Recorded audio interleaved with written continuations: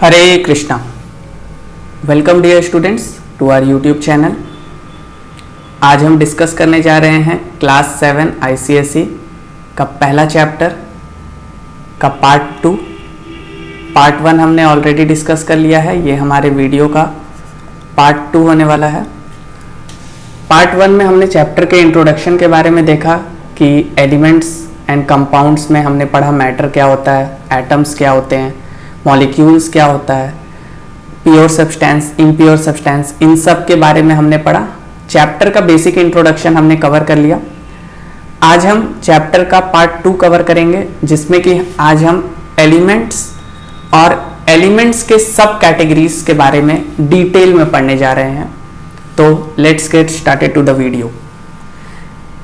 Elements का सबसे पहले हम डेफिनेशन क्या लिख सकते हैं, व्हाट इज एलिमेंट्स। एलिमेंट्स हम किसे कहेंगे? एक परफेक्ट डेफिनेशन जो एलिमेंट का हमें दिया गया है, it is a basic form of matter that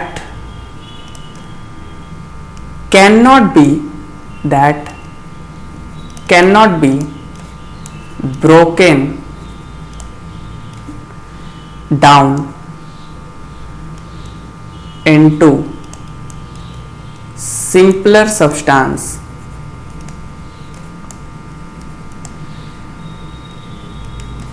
by chemical reactions. Very important definition और बहुत ही सेल्फ एक्सप्लेनेटरी डेफिनेशन है। क्या बोला जा रहा है एलिमेंट्स के बारे में? It is a basic form of matter. किसी भी मैटर का जो हमारा बेसिक फॉर्म है, कोई भी मैटर अगर हम ले ले तो जो उसका बेसिक फॉर्म होगा, जिसको हम और सिंपलर सब्सटेंस में ब्रोकन डाउन नहीं कर सकते हैं किसी भी केमिकल रिएक्शन के थ्रू। फॉर एग्जाम्पल, अगर मैं बोल रहा हूं ऑक्सीजन, तो ऑक्सीजन क्या है? That is an element. Oxygen को अब हम और सिंपलर सब्सटेंस में ब्रेक नहीं कर सकते हैं। ऑक्सीजन अपने आप में एक प्योर कंप्लीट एलिमेंट है, हम उसे और ज्यादा छोटा या और ज्यादा सिंपलर सब्सटेंस में किसी भी रिएक्शन के थ्रू हम नहीं ब्रेक कर सकते। उसी टाइप से किसी मेटल का एग्जांपल लेते हैं, एल्यूमिनियम। एल्यूमिनियम, तो एल्यूमिनियम भी एक एलिमेंट है जिसका फॉर्मूला होता है, मींस सिंबल होता है Al। अब एल्यूमिनियम को हम और ज्यादा सिंपलर सब्सटेंस में ब्रेक नहीं कर सकते हैं किसी भी केमिकल रिएक्शन के थ्रू। सो एलिमेंट क्या है? एलिमेंट किसी भी मैटर का सिंपलर सब्सटेंस होता है जिसे हम और ज्यादा ब्रोकन डाउन नहीं कर सकते। ठीक है, यहां पे लिखा हुआ है smallest unit of an element is atom. तो होता क्या है देख लीजिए, मैं आपको कैटेगराइजेशन हो जाता है। मैटर होता है, मैटर का बेसिक फॉर्म होता है एलिमेंट, और एलिमेंट का जो सबसे छोटा यूनिट होता है दैट इज योर एटम्स। तो कुछ इस तरीके से ये चलता है। कोई भी अगर मैटर है तो वो जो बेसिक फॉर्म, उसका जो सिंपलर एलिमेंट मींस फॉर्म होगा वो एलिमेंट से बना होगा, और उस एलिमेंट का जो सबसे छोटा यूनिट होता है, स्मॉलेस्ट यूनिट ऑफ एलिमेंट को हम बोलते हैं एटम्स। एटम्स के बारे में अभी इसके बाद डिस्कशन होगा। तो एटम्स क्या है? एटम्स किसी भी एलिमेंट का सबसे स्मॉलेस्ट यूनिट है, ये आपको याद रखना है। ठीक है, जैसे oxygen, hydrogen, sulphur, carbon, iron, ये सब क्या है? एक एलिमेंट है। ये एलिमेंट के अंदर छोटे छोटे एटम्स होंगे। जैसे मैं बोल दूं ऑक्सीजन, तो ऑक्सीजन जो है ये खुद में एक एलिमेंट है जिसके अंदर छोटे छोटे ऑक्सीजन के एटम्स है। अब इसको हम और ज्यादा फर्दर ब्रेक डाउन नहीं कर सकते किसी भी केमिकल रिएक्शन से।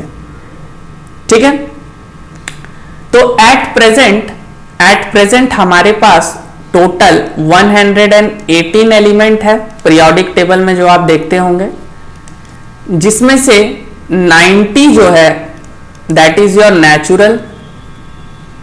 नेचुरल, और बाकी के जो हमारे 28 है that is your artificial. Artificial means इसे हम लेबोरेटरी या किसी मैन मेड प्रोसेस के थ्रू बनाते हैं, ठीक है। बट 90 जो है वो नेचुरल है, जैसे ऑक्सीजन नेचुरल है, आयरन नेचुरल है, एल्यूमिनियम है, ये सब जो है ये नेचुरल अकरिंग एलिमेंट्स होते हैं, ठीक है। तो ये पॉइंट हमें बहुत ही अच्छे तरीके से क्लियर रखना है कि एलिमेंट क्या होता है, वो मैटर का एक बेसिक फॉर्म होता है, ये वर्ड दिमाग में याद रख लीजिए। मैटर का बेसिक फॉर्म होगा एलिमेंट। एलिमेंट को हम और ज्यादा सिंपलियर सब्सटेंस में ब्रेक नहीं कर सकते किसी भी केमिकल रिएक्शन के थ्रू। एलिमेंट का जो स्मॉलेस्ट यूनिट होगा that is your atom. Total हमारे पास 118 एलिमेंट है एट प्रेजेंट, फ्यूचर में ये और भी बढ़ सकते हैं, और 90 जो है वो हमारे पास नेचुरल है, 28 जो है वो हमारे पास आर्टिफिशियल है। ये हो गए कुछ बेसिक्स। अब हम आ जाते हैं क्लासिफिकेशन ऑफ एलिमेंट्स पे। अब हमारा नेक्स्ट टॉपिक होगा क्लासिफिकेशन ऑफ एलिमेंट।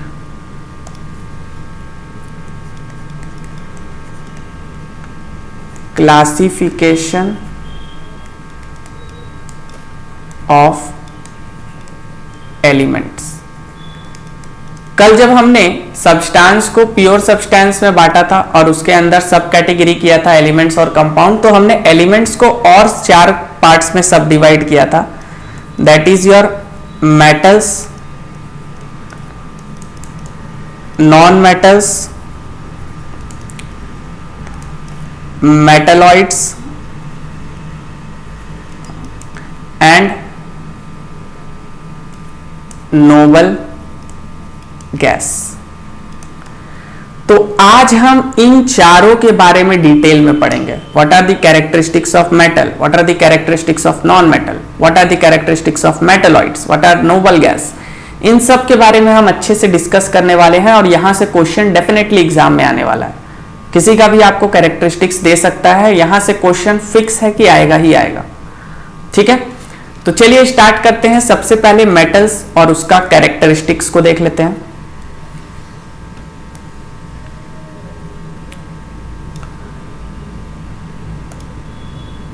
सबसे पहले हम पढ़ेंगे metals.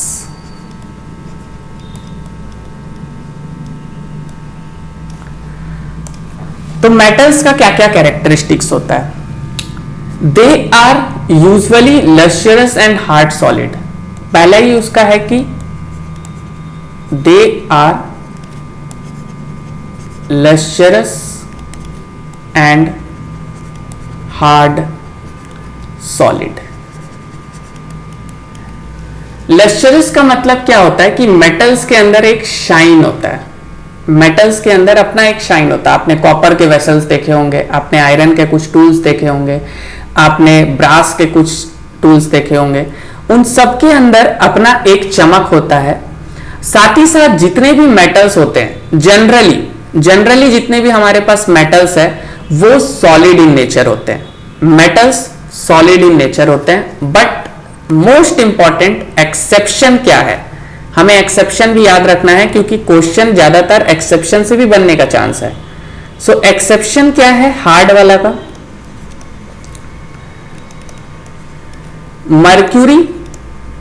Mercury and gallium is liquid and sodium and potassium they are not solid, they are soft। तो सबसे पहला पॉइंट हमने पढ़ा कि मेटल्स जो होते हैं वो लस्चरस होते हैं, हार्ड सॉलिड होते हैं, बट इसमें भी एक्सेप्शन है कि मरकरी जो होगा और गैलियम जो होगा ये लिक्विड फॉर्म में अवेलेबल है, सोडियम और पोटाशियम जो है सॉफ्ट। क्वेश्चन आपसे इस टाइप से पूछा जा सकता है कि नेम 2 सॉफ्ट मेटल और विच मेटल इज लिक्विड। तो इस टाइप से क्वेश्चन फ्रेम हो सकते हैं। तो हमें हर एक पॉइंट को पढ़ना है, किसी भी पॉइंट को छोड़ना नहीं है। दूसरा, metals are malleable and ductile. अब यहां से दो वर्ड आ रहा है बहुत इंपॉर्टेंट, मेटल्स आर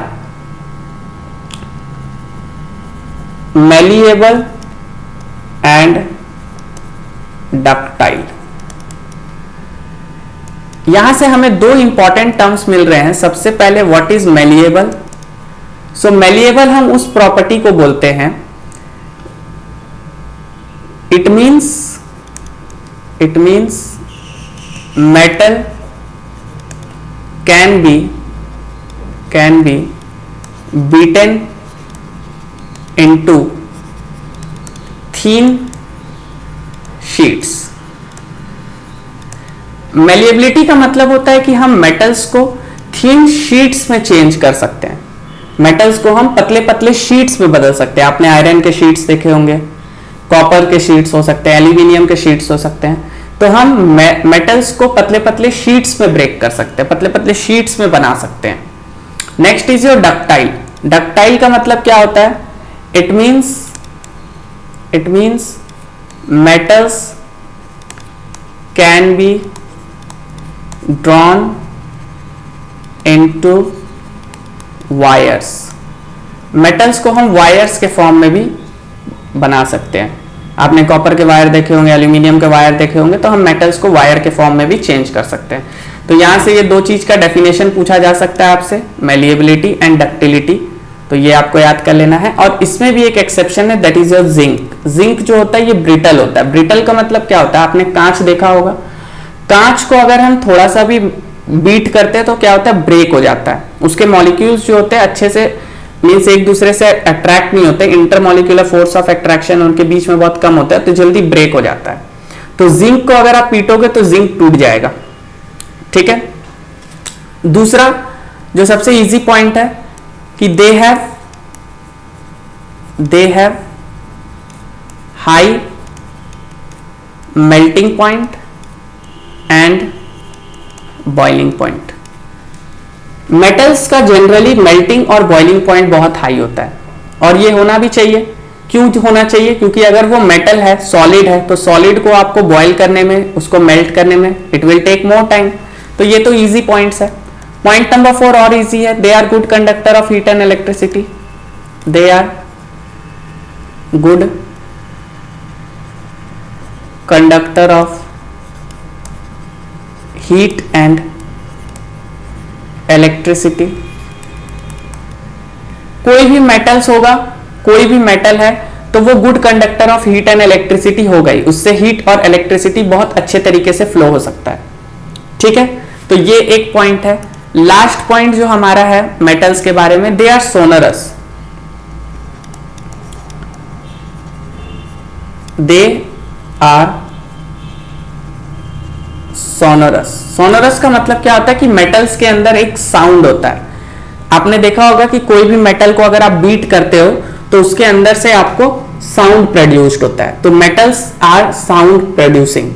ठीक है। एग्जाम्पल में आप बहुत से मेटल्स है, कोई भी मेटल ले सकते हो। आप एल्यूमिनियम ले सकते हो, आप जिंक ले सकते हो, आप आयरन ले सकते हो, आप कॉपर ले सकते हो, आप सिल्वर ले सकते हो, आप गोल्ड ले सकते हो।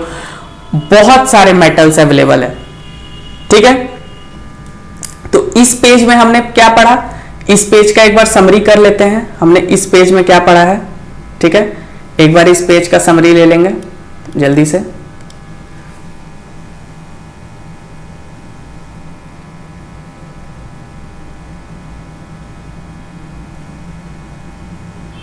चलिए, तो इस पेज में हमने पढ़ा सबसे पहले कि व्हाट इज योर एलिमेंट। हमने एलिमेंट का डेफिनेशन देखा, हमने समझा कि एलिमेंट्स और एटम्स में क्या डिफरेंस है। मैटर एलिमेंट्स से बना होता है, एलिमेंट्स के अंदर एटम्स होता है। फिर हमने क्लासिफिकेशन ऑफ एलिमेंट्स देखा, हमने मेटल के बारे में पढ़ा, और हमने यहाँ पे पूरा मेटल का कैरेक्टरिस्टिक्स देखा। तो ये पेज नंबर 2 का पूरा एक्सप्लेनेशन है। अब हम चलते हैं नेक्स्ट पेज में। अब हम आ जाते हैं नॉन मेटल्स के कैरेक्टरिस्टिक्स पे। अब हमारा दूसरा है that is your non metals. अब हम नॉन मेटल्स को अच्छे तरीके से डिस्कस कर लेते हैं। नॉन मेटल्स क्या होते हैं, हम इनको अच्छे तरीके से डिस्कस कर लेते हैं। ठीक है, चलिए। नॉन मेटल्स का अगर बात किया जाए तो इसका जो सबसे पहला प्रॉपर्टीज होगा, नॉन मेटल का जो सबसे पहला प्रॉपर्टी होता है, that is your they do not have luster, they do not have luster means non metal जितने भी होते हैं वो डल सरफेस वाले होते हैं, उनके पास शाइन नहीं होता है। आपने देखा होगा ग्रेफाइट, ग्रेफाइट में कोई शाइन नहीं होता है, ठीक है। दूसरा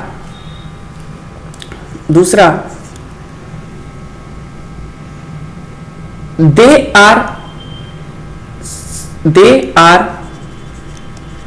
are generally soft। Non metals जो होते हैं वो जनरली सॉफ्ट होते हैं। जनरली क्यों लिखा मैंने, क्योंकि एक नॉन मेटल जो कि सबसे हार्ड है दैट इज योर डायमंड, ठीक है। कुछ नॉन मेटल्स हमारे लिक्विड के फॉर्म में भी होते हैं, जैसे कि ब्रोमाइन, ठीक है।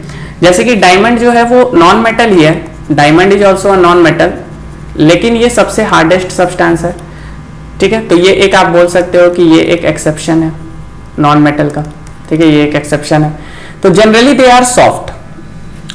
Third point is they are brittle in nature, they are brittle in nature. अभी जब हमने मेटल्स पढ़ा तो हमने वहां पे डक्टिलिटी और मेलेबिलिटी की प्रॉपर्टीज को पढ़ा। नॉन मेटल्स के पास ये प्रॉपर्टीज नहीं होते हैं, they are not malleable and ductile, they are brittle. उसको अगर हम बीट करेंगे तो वो ब्रेक हो जाएंगे, ठीक है। Fourth, they are bad conductors of heat and electricity, they are bad conductors of heat and electricity, ये सबसे इंपॉर्टेंट है। नॉन मेटल्स जो होते हैं वो क्या होते हैं, bad conductor of heat and electricity होते हैं, लेकिन इसमें हमें एक एक्सेप्शन याद रख लेना है। एक एक्सेप्शन इसमें हमारा है, दैट इज योर ग्रेफाइट, जो कि कार्बन का ही एक कंपाउंड है। ग्रेफाइट एक एक्सेप्शन है क्योंकि ग्रेफाइट जो है बहुत अच्छा इलेक्ट्रिसिटी को कंडक्ट कर सकता है, ठीक है। Fifth point we can say that they have low melting point and boiling point. ये सब इजी पॉइंट है, इसमें ज्यादा कुछ एक्सप्लेन करने लायक है नहीं। अगर नॉन मेटल है भाई, सॉफ्ट होगा तो उसका low melting and boiling point होगा, दैट इज एब्सोल्युटली करेक्ट, ठीक है। Point number 6, they are neither malleable nor ductile.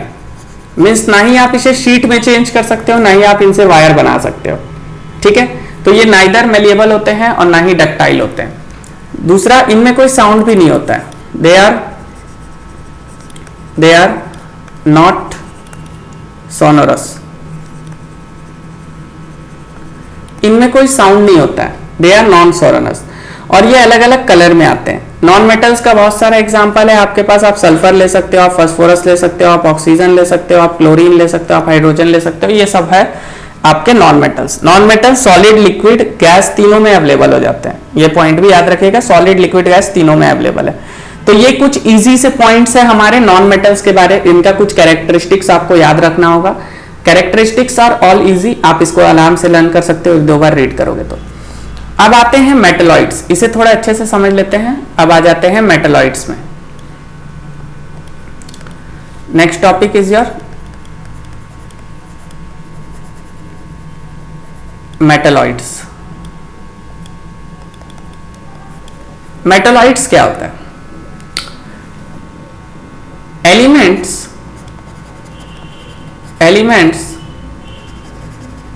which shows the properties of both metal as well as non-metals are called metalloids. Metalloids एक बहुत important हमारा means element के अंदर सब categorisation है, इसका बहुत जगह यूज होता है। एग्जाम्पल्स पहले कुछ देख लेते हैं, एग्जाम्पल्स आपको याद करना होगा। Examples can be your boron, silicon, germanium, arsenic, this all are metalloids. Metalloids क्या होते हैं ना, इनका आउटर मोस्ट शेल में 4 इलेक्ट्रॉन्स होता है। अभी ये क्या होता है, 4 electrons 5 electrons, that we will discuss in higher classes. Class 8 में आप इसे फिर से पढ़ोगे, तब आप उसका आउटर मोस्ट शेल वगैरह पढ़ोगे। अभी के लिए इतना समझो कि ये जो मेटेलॉइड्स होते हैं, इनके पास मेटल और नॉन मेटल दोनों का प्रॉपर्टीज होता है। मींस हम इसे अपने हिसाब से यूज कर सकते हैं। हमें अगर मन है तो हम इसे मेटल्स की तरह यूज कर सकते हैं, तब ये क्या करेगा, हीट को, इलेक्ट्रिसिटी को पास करवाएगा। और हम चाहते हैं तो हम इसे नॉन मेटल की तरह भी यूज कर सकते हैं, तब क्या होगा, ये हीट और इलेक्ट्रिसिटी को पास होने नहीं देगा। इसका यूज सबसे ज्यादा कहां होता है, इसका यूज होता है सेमीकंडक्टर इंडस्ट्रीज।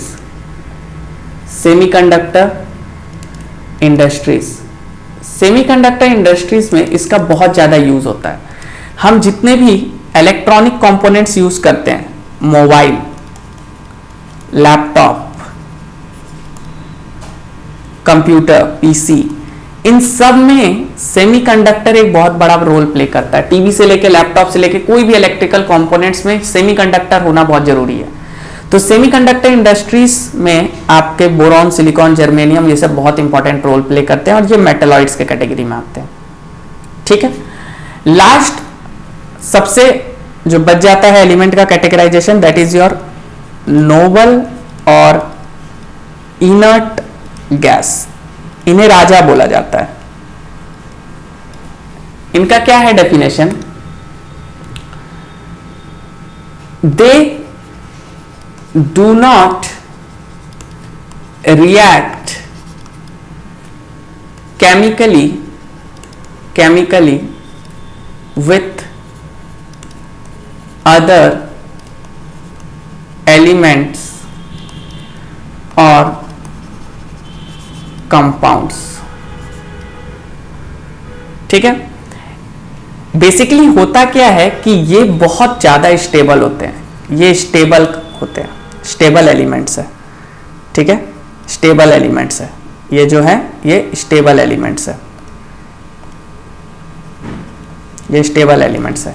क्या क्या आ जाते हैं इनके अंदर, इनके अंदर आ जाएगा आपका 6 आते हैं, helium, helium, your neon, your argon, 6 का नाम याद रख लीजिएगा, इजी रहेगा। Krypton, krypton, your xenon, xenon and your radon. ये 6 नोबल गैस है हमारे पास। नोबल गैस बेसिकली स्टेबल होते हैं। स्टेबल होने के कारण ये किसी भी केमिकल रिएक्शन में पार्टिसिपेट ही नहीं करते हैं। क्यों नहीं करते हैं, मान लीजिए आपका पेट भरा हुआ है, तो जब आपका पेट ऑलरेडी भरा हुआ है तो आपके सामने मैं जितना भी खाना रख दूं आप उसे क्यों खाओगे? आपका पेट तो ऑलरेडी इतना ज्यादा भरा हुआ है कि आपके पास जगह ही नहीं है। तो ये पहले से ही स्टेबल है, इनका आउटर मोस्ट शेल पहले से ही कंप्लीट है। नोबल गैस कंप्लीट है अपने आप में ही। तो जब ये पहले से ही स्टेबल है, पहले से ही कंप्लीट है, तो ये किसी और के साथ रिएक्शन क्यों करेंगे? ये किसी और के साथ रिएक्ट क्यों करेंगे? तो इन्हें किसी और के साथ रिएक्ट करने का जरूरत नहीं पड़ता है। ठीक है, ये पहले से ही स्टेबल होते हैं। दैट्स व्हाई नोबल गैस और इनर्ट गैस को हम लोग किंग बोलते हैं। ये किंग है, पहले से ही फुलफिल है, तो ये किसी भी एलिमेंट या कंपाउंड के साथ रिएक्ट केमिकली करता ही नहीं है। 6 है हमारे पास, helium, neon, argon, krypton, xenon and radon. इनका नाम याद रख लीजिएगा, इजी होगा। ठीक है, चलिए तो यहां तक हम एक बार समरी कर लेते हैं। इस पेज में हमने क्या क्या पढ़ा, यहां तक एक बार हम जल्दी से देख लेते हैं। हमने यहां तक क्या क्या कंप्लीट किया, लगभग हमने यहां तक हमने पढ़ लिया। नॉन मेटल्स के बारे में, उसका सारा कैरेक्टरिस्टिक्स हमने देख लिया A to Z। हमने मेटलॉइड्स को अच्छे से पढ़ लिया, हमने इनर्ट गैस को समझ लिया। अब हमारा बच जाता है सिंबल्स ऑफ एलिमेंट। इसे हम नेक्स्ट टॉपिक अभी करेंगे, चलिए इसे भी कंप्लीट कर लेते हैं। सिंबल्स ऑफ एलिमेंट,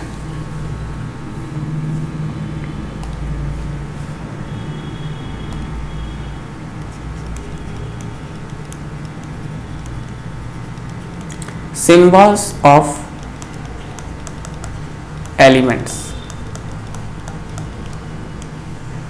होता क्या है कि जैसे मुझे कोई रिएक्शन लिखना है, जैसे मुझे लिखना है carbon plus oxygen gives me carbon dioxide,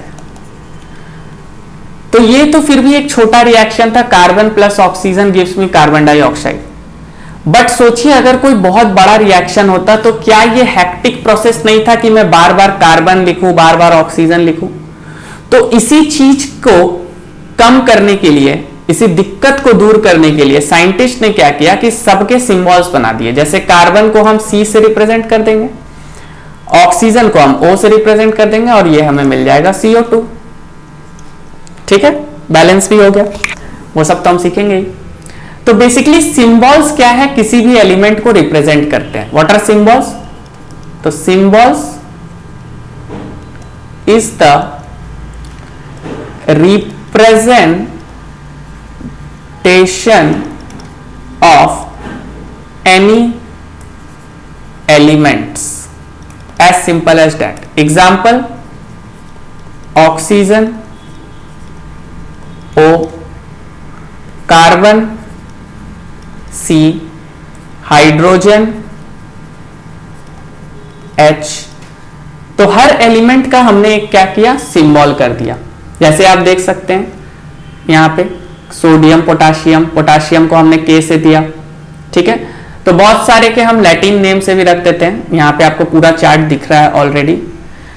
अब जैसे कि मान लीजिए कि हमारे पास सोडियम है, बस सोडियम स्टार्ट्स विथ S और सल्फर स्टार्ट्स विथ S। अब यहां पे कंफ्यूजन क्रिएट होगा क्योंकि सोडियम भी S से स्टार्ट हो रहा है, सल्फर भी S से स्टार्ट हो रहा है। तो हमने क्या किया कि जो पहले आता था, जैसे अगर आप पीरियोडिक टेबल देखोगे तो hydrogen, helium, lithium, beryllium, boron, carbon, nitrogen, oxygen, fluorine, neon, sodium, magnesium, aluminium, silicon, phosphorus, sulphur. Sulphur बाद में आ रहा था, सोडियम पहले आ रहा था। सोडियम के पास उसका लैटिन नेम भी था, that is your नाइट्रियम।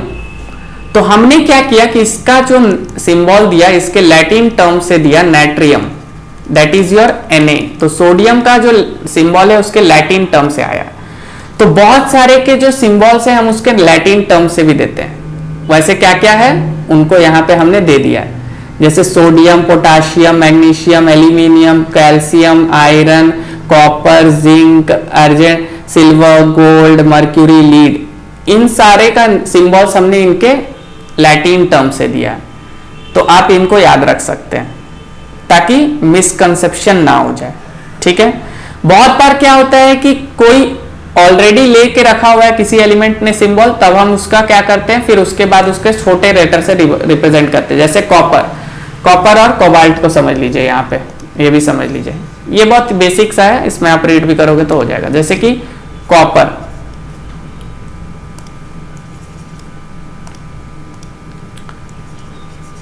Copper and cobalt.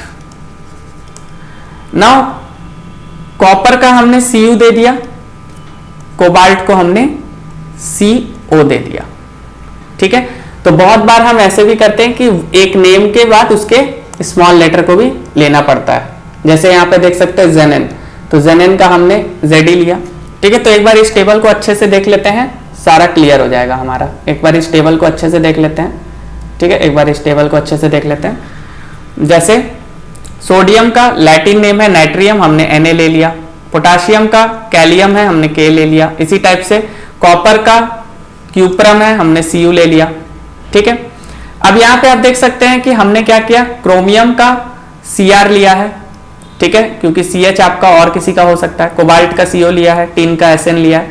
तो ये सब हमारे सिंबल्स है जो कि बेसिकली आपको लर्न करना होगा। ठीक है, तो आज का जो हमारा डिस्कशन है वो यहीं पे खत्म होता है। ऑलमोस्ट हमने चैप्टर का सेकंड पार्ट भी कर लिया है। अब बस हमें कंपाउंड्स और एटम्स, मॉलिक्यूल्स करना है और 1 से 2 वीडियो आएंगी इस चैप्टर की और ये चैप्टर फिनिश हो जाएगा। एक्चुअली छोटे छोटे पार्ट्स में आपको चैप्टर करवा रहा हूं ताकि आपको अच्छे से समझ आए, लेंदी वीडियोस ना हो। तो आज का हमारा वीडियो यहीं पे खत्म होता है। वीडियो अच्छी लगी होगी तो वीडियो को लाइक कर दीजिए, चैनल को सब्सक्राइब कर दीजिए, वीडियोस को अपने फ्रेंड के साथ शेयर कीजिए। तब तक के लिए कीप लर्निंग, टेक केयर, जय हिंद।